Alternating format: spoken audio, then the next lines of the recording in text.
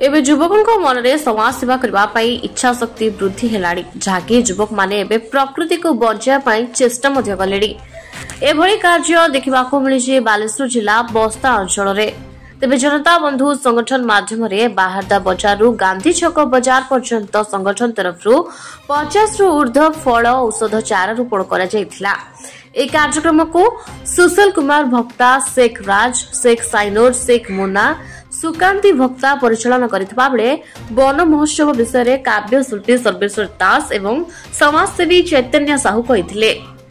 ए कार्यक्रम में वन विभाग कर्मचारी और जनता बंधु परिवार को भल पाउथिबा सहयोगकारी माने उपस्थित रही एभली महान कार्य को प्रशंसा करने सहित शह शह वृक्षरोपण कार्यक्रम में सामिल होइथिले। काव्यशिल्पी सर्वेश्वर दास ओडिशा स्वाधीनता संग्राम शहीद स्मृति संसद राज्य उपसभापति और इंचुडी लवण सत्याग्रह कमिटीर सभापति अछि आ समाजसेवी भाव में सबुआडे परिचित। आज सबुठारु आनंद लागिला जनता बंधु संगठन मत ये डाकी आनी तेणु आज वृक्षरोपण दिवस कथा शुणिक रही पारिली ना बहुत काम थिला ताकू सब पोस्टपोन करी आसिली एथिपाई जे संस्कृत रे गोटे श्लोक अच्छी सेवितव्यं महावृक्ष फलं छाया समन्वित जदि दबात फलं नास्ति छाया केन निवार्यते। वृक्ष फल फूल पत्र जदि वंचित करे किंतु छाई केबे वंचित क्या करिवो नै। जेतबेले वाल्मीकि आश्रम रे सीता जाइकिरी पहुंचती ता परदिन वाल्मीकि कहउचंती सीता को निरेक्षी बागरु तनय मुख लभिबु तनयर पालन सुख अर्थात वृक्ष मानकु तू जत्न ने एवं निजर संतान आगामी दिन में जो संतान जन्म करू तार जत्न नवा जी आवश्यक ताठार अधिक जत्न ये वृक्ष मानकर गछलता मानकर नवा एकांत आवश्यक। कारण वृक्ष जन्म जन्मांतर केबे बेईमान हुए ना से सबु बेले मनीषर सहायता मनीष केवल नुहे सचराचर ब्रह्मांडर जेते जीवजंतु अच्छा समस्त सहायता तृणभुजी केवल वृक्षर ही पत्र खाई बंचे एवं वृक्षरु आमे ये दांतकाठी ठारू चौकाठ पर्यंत एवं एंतुडी ठारू दुई पर्यंत आमे वृक्ष बिना केबे बंची परिबा नहीं।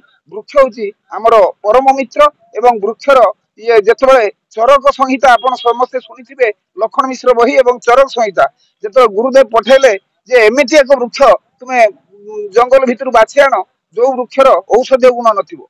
चरक दिन पर दिन मास पर मास वर्ष पर वर्ष 3 वर्ष बीतीगला चरक घर को फेरला ना आश्रम को फेरला समाज को कोन वार्ता देबे एवं समाज को एई वार्ता देबी समस्त प्रत्येक मनुष्य ता जीवदशा भितरे प्रति वर्ष रे 12टी वृक्ष अति कम रे 12टी वृक्ष लगौ एवं से 12टी वृक्ष द्वारा से निजे मध्य सेथिरु जो ऑक्सीजन मिलिबो सेथिरे से बंची परिबो। तने प्रत्येक व्यक्ति आज दिन शपथ नबा उचित जे अति कम रे सर्वनिम्न 12 मास रे 12टी वृक्ष से ये रोपण करू एवं ताकू हेफाजत करिकी ताकू बड़ करू एति कही मोर वक्तव्य को एठी सांग करू बंदे उत्तर जनता बंधु संगठन रा आज रे निहारा कार्यक्रम को हृदय सहित स्वागत करूची एवं खुशी लागुची हम बस्ता अंचल रो युवक माने जो बळी भाव रे गोटे निहारा पदक्षेप नैछंती वर्तमान समाज पई वर्तमान रो सृष्टि पई केवल गछर आवश्यकता अछि।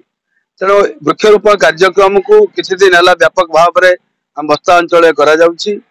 मत आत्मविभर लगुच आज जनता बंधु परिवार तरफ बाहरदा बस्ती सम्मुख रे जो रोड अच्छी रोड साइड रे जो बड़ी भाव में वृक्षरोपण कार्यक्रम करा जाउची निश्चित भाव में ता वर्तमान परिस्थिति आम समाज प्रति एक नियारा वार्ता।